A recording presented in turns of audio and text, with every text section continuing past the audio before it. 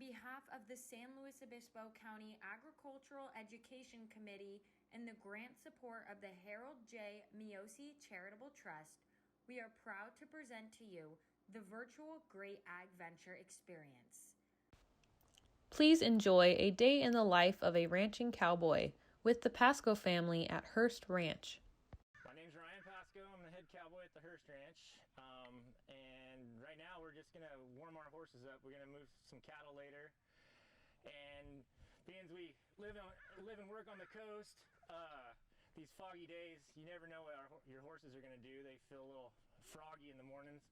So we'll just get out here in the arena and warm them up real good before we go start our day. Hi, my name is Reagan Pascoe and I'm in 6th grade, and this is my horse 7, and today we're getting ready to move cattle with my dad.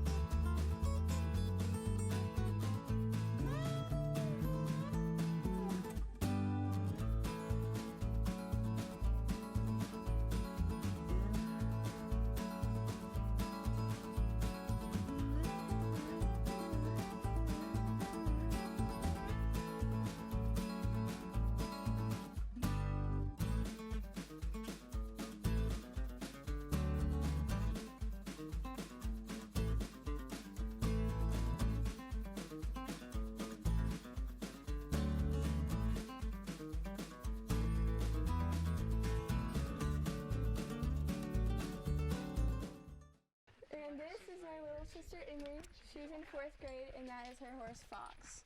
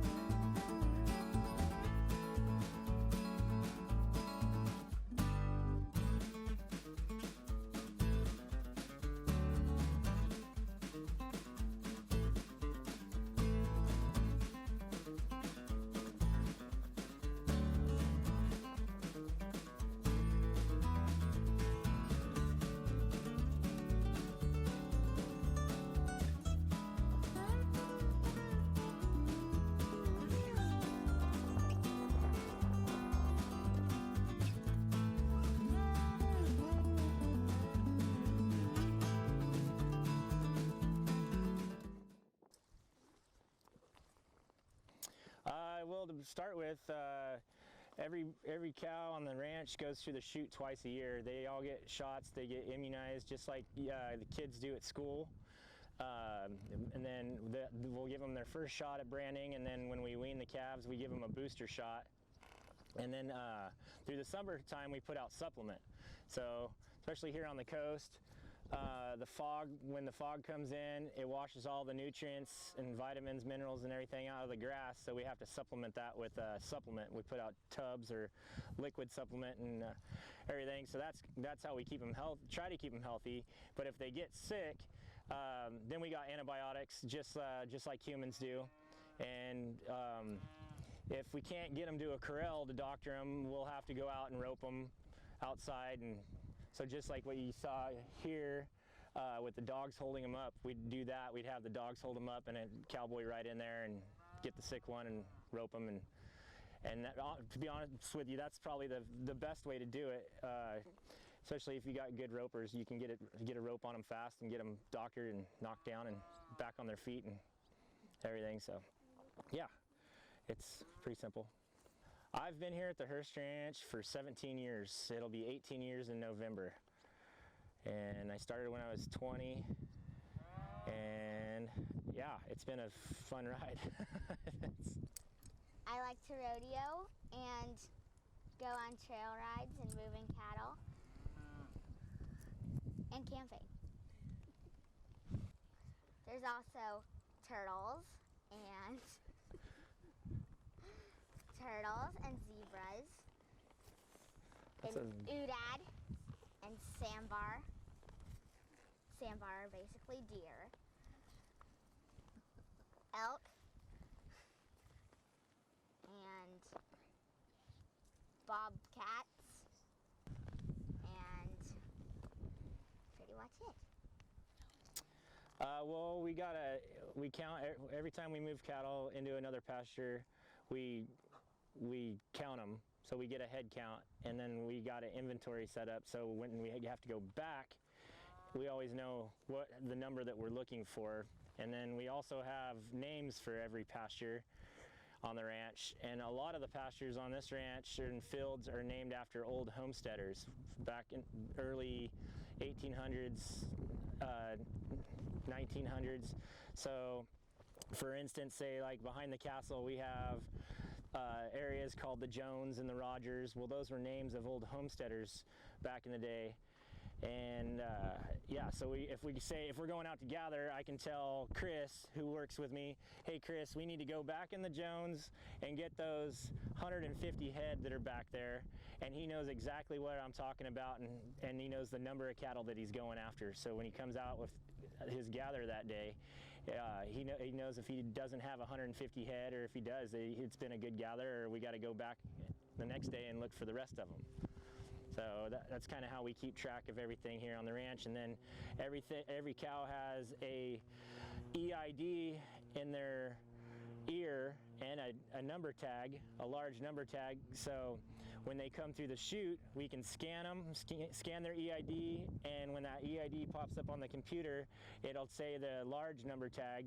So that way we can match them. We got, not only are we counting them through the gate, but we're also counting them through the chute too. So we got three different ways to keep track of everything.